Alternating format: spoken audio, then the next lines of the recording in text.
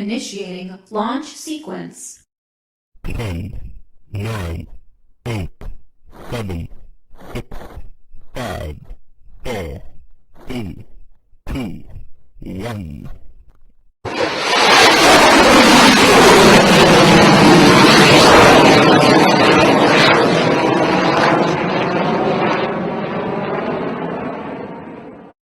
Hello, welcome to Family Church. We're looking at the character of David, King David in the Bible, and this week we're going to be looking at how he dealt with giants. You may be thinking that we don't meet many giants, so what's this got to do with me? But anything that seems bigger than we can handle can be a giant to us. What about things like illness? What if we've got something wrong with us and we don't know how it's going to get fixed? What about if we're waiting for the results of a test? We don't know what they're going to be. What if we're going for an operation like I just had on my eyes and we're scared of it like I was? Well, they're giants that we have to face. Perhaps just getting out and meeting people after lockdown is a bit of a giant to us. Perhaps it's really scary to know how to get back to the shops even. And change is always a giant that many people find difficult. Change moving house, change of relationships, change in all manner of ways, even going on holiday. That can be a giant. Loneliness has been a big giant for many people over lockdown. They've been stuck in their homes, they've been longing to meet somebody, and there's been nobody to talk to, nobody to put their arms around them, nobody to look after them or love them. And loneliness has got bigger and bigger and bigger. So that's a giant that we all have to tackle at some point. And of course, the big problems of worry and anxiety and depression. Lots and lots of people are struggling with these things, and they seem like giants that we have to deal with. So how do we handle a giant? How do we face up to a big issue that we can't see a way around or a way to cope with? We're going to have a look at David's story and see if we can pick up any tips from him.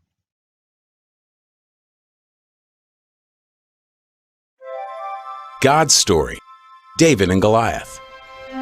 So part of God's story is about the time David fought Goliath, and it begins like this. David was the youngest of 8 brothers. His job was being a shepherd, which meant he spent all day in a field watching sheep eat and roll around the grass. Meanwhile, some of his brothers were off with the Israeli army preparing for war against the Philistines. The Philistines were one of the toughest armies the people of Israel had to fight. So one day, David was taking food to his brothers because his dad asked him to. But when he got there, his brothers accused him of coming so he could watch the fight instead of the sheep. Since David knew in his heart he was just obeying his dad, he didn't mind being misunderstood.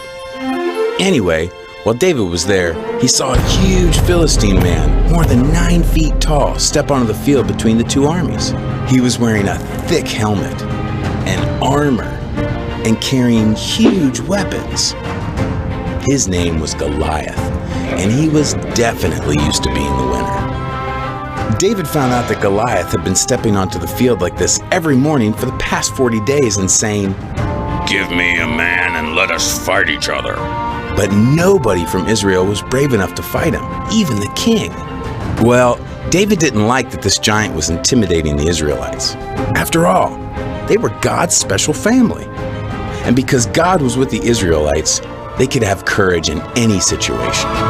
So David, who wasn't even a soldier, told the king, "I'll fight against him." Now, the king thought David was too small, but he really wanted someone to fight Goliath. So he gave in.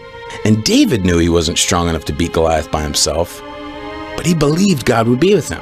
So he said, "The Lord will rescue me from the hand of this Philistine." The king hoped David was right. He even had his own weapons and armor put on David. but they didn't fit him. David decided to go into battle in his regular clothes. That's how sure he was that God would help him. Anyway, David went to a nearby stream and chose 5 smooth stones to use with his slingshot. Then he walked onto the battlefield to meet the massive Goliath. When Goliath saw how wimpy David looked, he was furious. He thought he'd get to fight the Israelites' strongest warrior. He said to David, "Am I a dog that you come at me with sticks? I'll give your flesh to the birds and wild animals."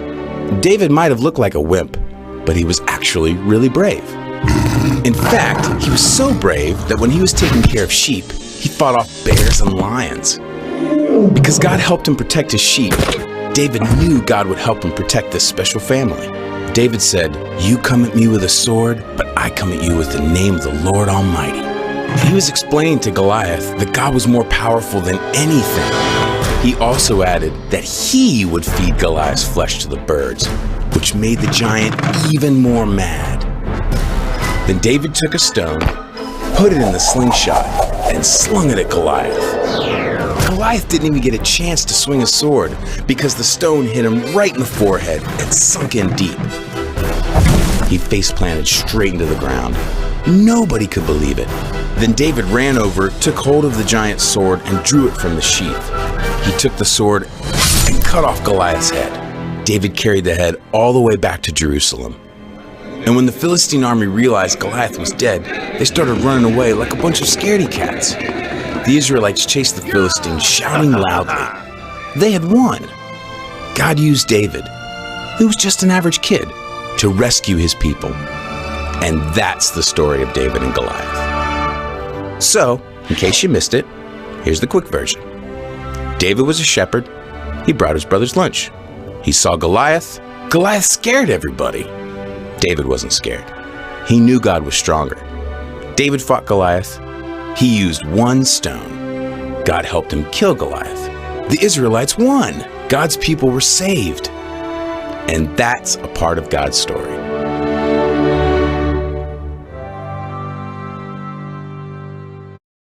So what can we learn from David? Here are some things we shouldn't do that David shows us about. The first one is obvious. Don't panic. The Hitchhiker's Guide to the Galaxy says that this is the most important thing that you can do. Don't be scared. God is on your side, so you don't need to be afraid. Secondly, don't try to be something you're not. David tried on the armor that Saul provided, and he couldn't cope with it. It was too heavy, too big, too bulky, and if he tried to carry on with it, he'd have got beaten badly. So don't try to be something you're not. Just be who you are. And the third don't give a giant space in your head. Don't let the thoughts of what you're facing overface you.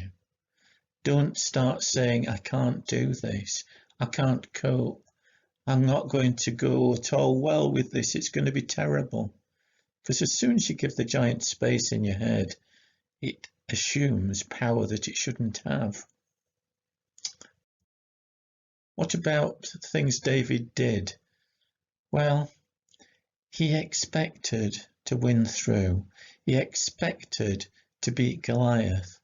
There was something in David that said, this is going to be okay. And I think a lot of that was because he was true to himself and he knew exactly who he was. He didn't try to be something he wasn't. He said, I'm a shepherd, I'm good at what I do, I can beat lions and bears, I'm just going to be who I am. And if that's a shepherd with a slingshot, that's who I'm going to be. So, do what you're good at. David was great at shepherding, at fighting off lions and bears. He's good at using a slingshot. You do what you're good at. If you're good at, well, thinking things through in detail, then you think things through to beat the giant. If you're good at sharing with other people and talking to them so that you can work through things with them, then do that. if you're good at just going away into a corner and thinking quietly until you work out how you're going to handle your giant, then do that. There's no right and wrong way to do this. The best way is to do what you're good at and to be yourself in it, and to let other people do what they're good at and be themselves too.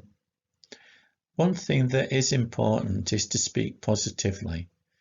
And David said to the giant, "You've got no chance, I'm going to win." And we have to do our best to speak positively too. We need to say to each other, "You're going to get through this. You're going to cope with it. You've got all that you need to overcome this giant you're facing." And we need to say that to ourselves. I may not look very strong, but I can cope with this. I may not be very clever, but I can get through it. I may not have all the answers, but I know that with God and with my friends, I'll find the answers. Speak positively. And sing songs. Sometimes it's great to sing when you can't think straight, because it helps to get your thoughts in order. So let's start now. Here's a positive song for you to sing. Be bold, be strong, for the Lord your God is with you. Be bold, be strong, for the Lord your God is with you. I am not afraid, I am not dismayed, because I'm walking in faith and victory. Come on and walk in faith and victory, for the Lord your God is with you. Be bold, be strong, for the Lord your God is with you. Be bold, be strong, for the Lord your God is with you. I am not afraid, I am not dismayed, because I'm walking in faith and victory. Come on and walk in faith and victory, for the Lord your God is with you. Just when you thought you were safe, I appear out of nowhere. Here's a quick quiz. How many pebbles did David pick up to defeat Goliath? What do you reckon? More than one? Actually, it was 5. 1, 2, 4. 1, 2, 3, 5. 1, 2, 3, 4, 5. Now, next question. Why did he pick up 5 pebbles? Do you think he was scared and couldn't manage to hit Goliath with one shot? Nah. Actually, David knew there were 5 giants, because Goliath had 4 brothers. David was ready to take on 5 giants, 1 shot each. So there. Don't ever underestimate what you can do with what you've got, because God's put in your hand everything that you need. Now let's talk to Sue. Let's find out what she handles giants with. Peter, call up Zoom and we'll get going. Hi Sue, how are you doing? Hi, Peter. I'm fine, thanks. You? Good. You're looking well? Thank you. We're going to talk a bit about facing giants, and I wondered if you've got any thoughts on facing giants in terms of illness, because a friend of mine has been diagnosed with a really serious illness, and I don't know what to advise him. I don't know what to say. I don't even know how best to be a friend facing that sort of thing. Do you have any thoughts? I think sometimes there's no right or wrong in what you say. you know, and what you do. It's just how that person is and how you react to it. And sometimes just being there is sufficient, you know, not Yeah. just sitting with them and in silence, or let them rant and rave or cry or whatever. I think just the presence sometimes helps by being that, you know. Just kind of sharing the journey, I suppose. Mhm. Yeah. Yeah. 'Cause I wonder how I would cope though, you know, if it was me and I got a bad diagnosis. I think I'd go and hide somewhere and try and pretend it wasn't happening, which isn't facing a giant, is it? no, it's not. And I think I would be the same. I wouldn't hide, but I think I'd just not say anything because I wouldn't want to upset everybody else. Yeah, But then the burden would become upon myself because I'd go around trying to act as normal. And that makes it worse, I think, in that Yeah. sense. Sharing it with someone that you feel comfortable with is a good help, I think, in that sense. You know, yeah. don't bottle it up because that makes it worse, you know. I think that the danger is if you tell somebody, you're kind of liable to put pressure on yourself because they'll keep asking you questions. How are you? And they'll be all gentle and kind of sympathetic, and it'll really put a burden on you to be brave, and it's difficult, isn't it? Yeah, I think that's one of the things that's hardest to say. It depends upon the nature of the illness. I mean, if it's a really serious one, they're not going to recover from. By saying to somebody, how are you? I think it's a pointless question, really, because Yeah, they're going to be, you know, you can ask in themselves, you know, how they feel, or, you know, are you wanting to do anything happy or sad, or to discuss anything more, talk about feelings rather than physical well-being. yeah, You know? yeah. I get that. I think the biggest challenge for me when we faced problems with the family is to act normal, because the people who are suffering most just want a bit of normality, and that's the hardest thing to do. Yes, yes. Make a joke, go out for a meal. It's like, you can't go out for a meal if you're ill. Yes, and you're saying about making a joke, you know, if somebody laughs and everybody's like, "Ooh, I shouldn't," you know, but Yeah, why not sometimes if it's right and can help, you know, help that person on it, okay. you know, when talking about. So facing a giant, we're going to share with one other person, and they're not going to be pushy. They're just going to sit with us or stand with us or try and inject a bit of normality to us. I think that sounds good. It's hardest to do though, isn't it? It is harder, but I think you've just got to take each situation as it comes. Don't make you've got to plan some things, but don't make a total plan of, you know, we must do this and we must do that. So just take it as it comes, you know. Yeah. And I think a lot of things, if you talk about with prayer as well, is a really good thing. And sometimes you can just sit there and just go, I don't know what to say, God, you know what I mean. And that's fine. That's you know. mainly my prayer life, to be honest. Yeah. Yeah. Or you can have that rant and rave, you know, shout it and say, you know, why me? Why this? You know, I think a lot of people are facing giants at the moment coming out of lockdown. Yeah. Just the very fact of like going back to work or getting out into society. So we need to be very loving, but at the same time not over sympathetic with them, and just encourage one another, don't we? Yes, because it's funny that I was talking to someone today about how their granddaughter she's only 2.5, so a huge chunk of her time has been at home just with their mother. Yeah. Or like, you know, they've made grandparents as carers, and going back out in the community, she's very worried about the impact of all these crowds and not wanting to be amongst people, because it's that fear of being amongst people that's suddenly overwhelming. And I think a lot of people would be like that. I know that one too well from the past. I'm not like it now. I'm just desperate, desperate to see people. But that's it. Thanks ever so much, Sue. Thank you. We'll be seeing you again next time, I hope. Yes, it'd be nice. Okay, well, bye for now. Bye. Bye. Bye. So what do you think we learnt from Sue Morton? What? Okay. I'll say what I see and you agree, okay? Okay.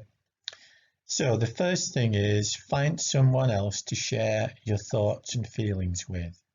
That's a good idea, isn't it? Oh yeah, good. Find someone who will listen to you without trying to fix you. Because we hate it when people try and fix us, don't we? Instead of listening. Yeah. Plan a little bit, but expect to have to change, because when you're facing a giant, sometimes things don't happen like you expect them to, do they? You're doing well, Morton. Live as normally as you can.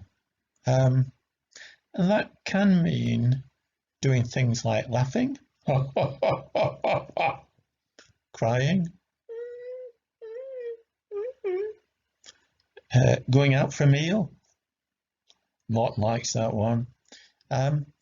Just being who you are without acting like you should be somebody else. Give yourself permission to take time off. It's never a good idea to just focus on giants without taking a bit of time to recuperate and rest, recover, and play a bit. So Morton's good at that, aren't you? Thank you, Morton. And finally, I think what Sue told us was to pray. So can you put your paws together and say, help? Because that's all you need to say when you're praying, really. Help, God. Don't worry about the words, just say help. Help! And God will understand what you need. Okay, Morton? Okay. So now I think we're going to make a craft that will help to remind you that you can beat the giants. So we're going to go over to Marion. Marion! Hi, Marion. Hello, Peter. Do you know I'm wearing the same shirt I wore last time? Isn't that weird? Well, funny, so am I. Gosh. Here you are. Wonder why that is. Well, we were talking about giants and David facing Goliath. And I think my giant recently has been going to have me cataract done because it was the thought of somebody monkeying with my eyeball was quite scary. Yeah. So I like the idea of beating the giant. Have you got a way of reminding us how to do that? Yes, I have. And it's also, I think it's fairly simple. Okay. I hope. You'll want, I haven't got an unmade one, I've only got a made one. Okay. You'll want a plastic cup. Now I've got one of those disposable ones, but it could be any kind of plastic cup would do, right? Yes. So plastic cup, and on the front of it, I've taped a picture of Goliath. Now, Okay. I took mine off the internet, but if you're a bit more artistic than me, you could draw your own, you know. But so I've stuck a picture of Goliath on the outside, just with a bit of sellotape, nothing fancy, nice and easy. And then I've made something to hit him with, which is kind of. It's not like you, Marion. Yeah, well, you know. So I've got a bit of cotton wool. Yeah. Just about. I know you can't see this. It's not difficult for people to see the size on, but just a small ball like that. And I've wrapped some sellotape around it to make it a bit more manageable. So that one I've got, people might be able to see that. I can see that, yes. Lovely. And I've attached a bit of, I've used a bit of knitting yarn because I seem to have quite a big supply of that. There's a surprise. You could use a piece of string. So just fasten that on again with the sellotape, stick it on the cotton ball. Yeah. Then the other end of the bit of yarn, don't make your bit of yarn or string too long because otherwise you'll never hit Goliath. Not too long. And I've stuck that on the bottom of the cup with another piece of sellotape. Okay. So you can actually see that better probably because it's coloured. It shows up better than stuck on. Then the idea is that you hold your cup like this and you swing the bit of cotton wool on the thingy, on the string, and hit Goliath on the head, like that. Oh, so it's like your slingshot. Well, sort of, yeah. Yeah. I'm not a very good shot, but it just... I can see that relieving quite a few frustrations with the giants we face. Well, I hope so. Yeah. As long as it doesn't make you cross because you cannot hit him. It might do, mightn't it? But Yeah. anything that takes your mind off the giant for a little while might be a good idea anyway. Yeah. So it's nice and easy, I think, as well. Lovely. Oh, that's great. Well, thank you ever so much. Pleasure. And hope the rest of your day goes lovely well. Thank you. That's my new expression, I think, lovely well. Sounds Welsh, doesn't it?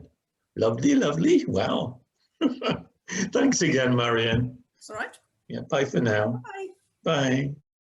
I hope you enjoy making that and use it to remind yourself that you can beat the giants with the help of your friends, and with God's help you can beat your giant. Whatever it is, you can get through this. Martin and I would like to say a prayer for you. So, do you want to close your eyes?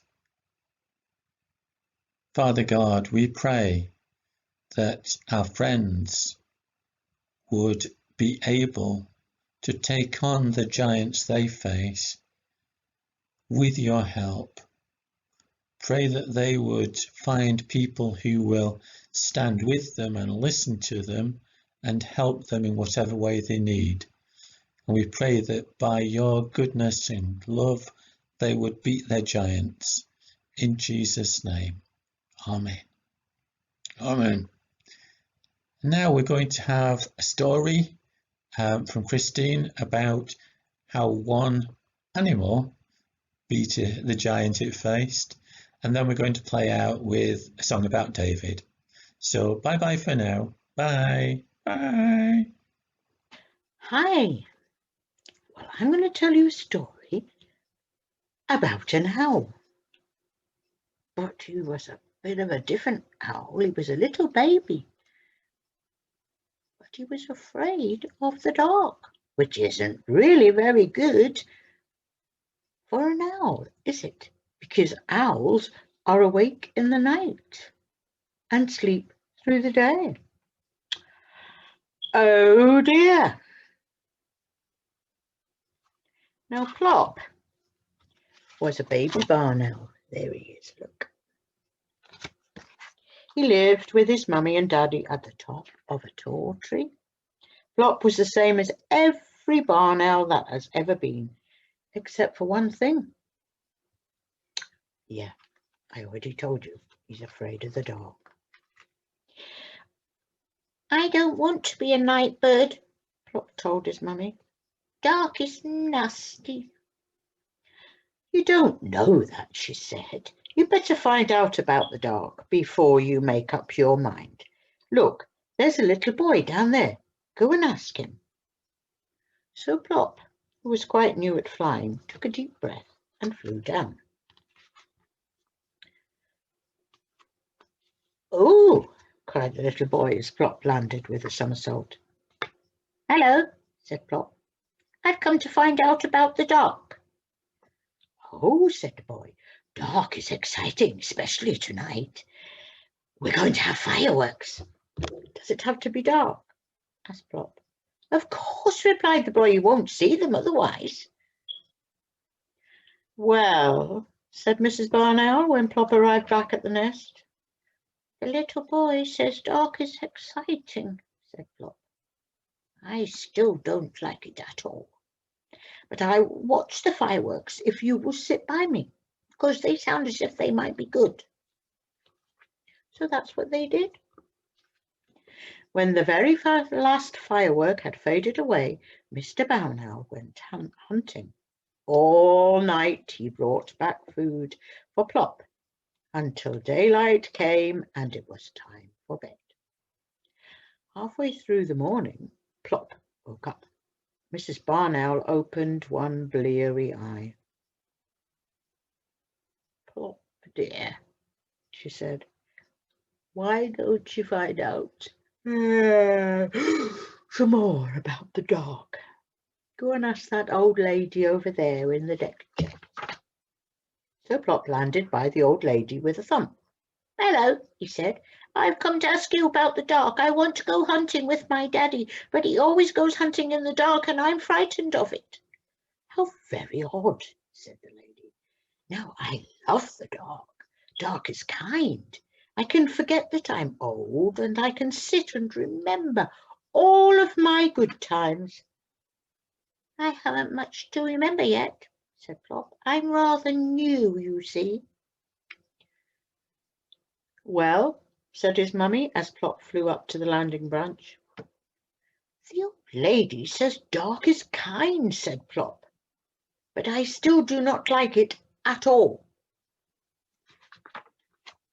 That evening, when both parents went hunting, Plop closed his eyes and tried to remember something to remember. Suddenly he heard a happy shout, and Plop forgot about being afraid of the dark for a moment. He peered through the leaves and saw a boy sitting by the fire. Plop flew down, landing with an enormous thud. "Hello," said Plop. "I've come to see what's going on down here." "I'm guarding the campfire," said the boy. "The others have gone to play games in the dark, lucky things. But I have to look after the fire." "Do you like the dark?" asked Plop. "It's super," the boy replied. "The dark is such fun. We're going to make cocoa and sing around the fire. Would you like to stay?" So Plop stayed. The boys sang until the fire had sunk to a red glow. Then Plop said goodbye and flew home. "Well," said his mummy, "where have you been?" "I met a boy and he says dark is fun. I still don't like it at all. But I think campfires are rather super." Plop woke up the next afternoon and went on to the landing branch. "Plop," said Mrs. Barn Owl, "go and find out about the dark again. See what that little girl down there thinks about it." So Plop landed by the little girl with a bounce. "Hello," he said. "I've come to ask you about the dark. Do you like it?" "Oh, of course I do," she replied. "Dark is necessary. Without the dark, Father Christmas couldn't come. You'd have an empty stocking on Christmas Day." "I don't even have a stocking," said Plop. So the little girl took off her Wellington and gave him a sock. That was kind, wasn't it? "Here," she said, "hang it up on Christmas Eve." "Oh, thank you," said Plop, and returned to his mummy. "Well," said Mrs. Barn Owl, "the little girl says dark is necessary because of Father Christmas coming." Plop said, "I still don't like it at all, but I'm going to hang up this sock on Christmas Eve because I would like to get some presents." Plop slept nearly all day, and by the evening he was wide awake. "It's getting up time, Daddy," he shouted, butting his father in the tummy. Mr. Barn Owl looked up at the sky. "Not quite yet, Plop," he said. "Wait till it's dark." That night, Plop watched his parents take off to go hunting again. Looking through the leaves, he saw a man standing on the ground below. So he flew down gently. He flew down, landing with a gentle bump. "Oh, my goodness," said the man. "You startled me." "Hello," said Plop. "What's that you've got there?" "A telescope," said the man, "for looking at the stars and planets at night." "I don't like the dark very much," said Plop. "Really," said the man, "but dark is wonderful. I'll show you. Look." The man with the telescope showed Plop lots of stars and how they made patterns in the sky. He pointed out the bright pole star, the plough, the dog star, and Orion, the great hunter. Plop said thank you and flew back to his mummy and daddy. "A man with a telescope showed me the wonderful stars," Plop told them. "He says dark is wonderful." That morning, Plop had his supper in bed, and then, like a real night bird, he slept right through the day. When Plop woke up, it was almost dark. "Now, who's a daybird?" he shouted at the darkness. Plop looked at his sleepy parents. He wasn't going to hang about waiting for them. He might be missing something. Plop floated down and landed like a soft white feather. Under the tree, he saw a big black cat. "Meow, hello," said the cat. "I was just going exploring. Won't you come with me?" "I would like to, I think," said Plop, "but I am afraid of the dark, you know." "But dark is beautiful." "Meow," said the cat. "Look around you." "Meow." Plop looked. The moon had risen. Everything was bathed in its beautiful light. "Moonlight is magic," said the cat. "Come with me, and I will show you the nighttime world of cats and owls. Will you come?" "Yes, I will," said Plop, as he suddenly decided yes he would. The cat took Plop up to the rooftops, and they looked down over the sleeping town. "This is my world," said Plop. "I am a night bird after all. And this is only one sort of night," said the cat. "There are lots of other kinds, all beautiful. Meow."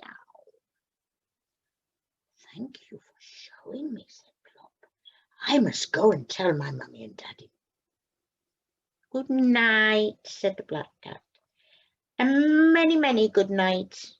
Meow." Plop flew straight back to his tree. "Well," said his mummy, "and where have you been?" Plop took a deep breath. "The small boy said dark is exciting. The old lady said dark is kind. The campfire boy said dark is fun. The little girl said dark is necessary. The man with the telescope said dark is wonderful. And the beautiful cat said dark is beautiful." "And what do you think, Plop?" asked his mummy. Plop looked up at his parents with twinkling eyes. "I think," he said, "I think dark is super." Then Plop took off to go hunting in the dark, Mr. and Mrs. Barn Owl on each side, and Plop in the middle.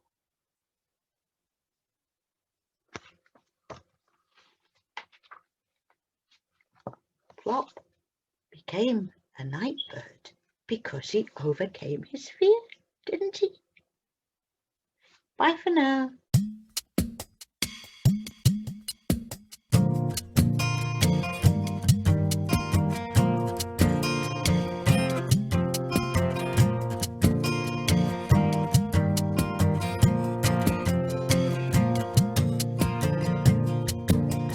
David was a kid, watching sheep was what he did, and he did it very well every day. He kept the sheep safe and sound when the lions were around, and he kept the wolves at bay. And then along came a day, all the people were afraid of the Philistine army coming round. They had a giant on their team, very hairy, very mean, and every day he called them out. He said, "You're weak and you're chicken and you're scared, boop, boop." And for the next 40 days he dared. Every day he would call for the best, but nobody thought they were up to the test. 'Cause he was bigger than the biggest, and taller than the tallest, and badder than the baddest of them all. He was rougher than the roughest, and tougher than the toughest. But David had a friend in God, told him, "Get a rock, take a shot. Think you're little, but you're not. I'll help you do what you have to do. You're a whole lot bigger 'cause you're mine. Now get ready, aim, let it fly. One rock, one shot, one giant's gonna drop. You can take him down if you have to.